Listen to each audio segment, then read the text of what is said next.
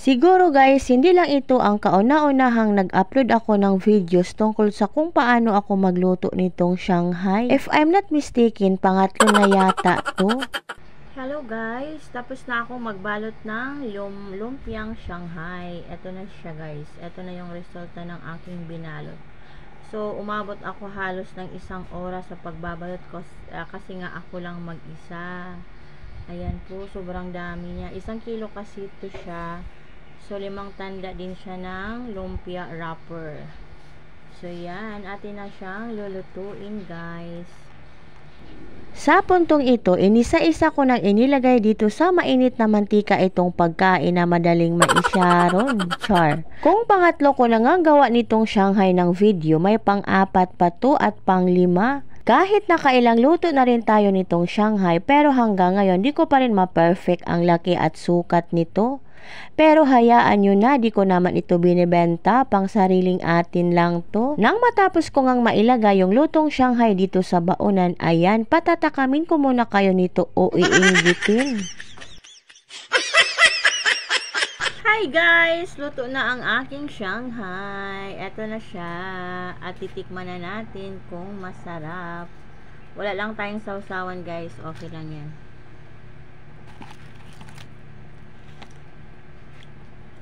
Pahingi po. Ano? Pet po.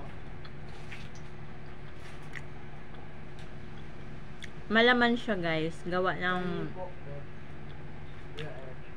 Yun nga, malaki.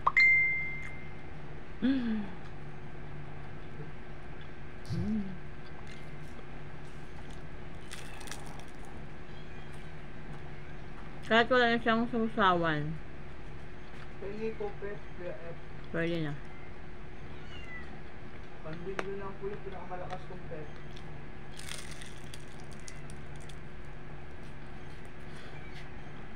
Pahingi po, pet.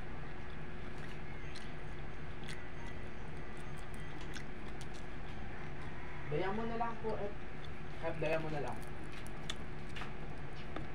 Daya mo na lang. Ay, isang peraso, busog ka na. Last bite. Daya mo. 100 nga lang, Crunchy. Birthday ko pala sa mga araw na ito kaya nagluto pala ako ng Shanghai. At eto nga may karagdagan tayong handa itong pansit sotanghon na hindi rin nagpapahuli sa sarap. Meron din pala tayong mahablangka. Itong karagdagang handa na to ay ipinaluto ko na lang sa atin ng papa namin. Kasi nga wala din talaga akong balak maghanda sa aking birthday. Pero ganun pa man dahil nga birthday natin kailangan natin maghanda kahit konti. Lalo na nga itong pansit sotanghon na to at kung may pansit nga naman sa birthday ay pangpahaba nga ng buhay. Kunti lang naman talaga ang handa at wala nga naman ito sa plano. Pero nangyari na nga kaya isi-celebrate na natin.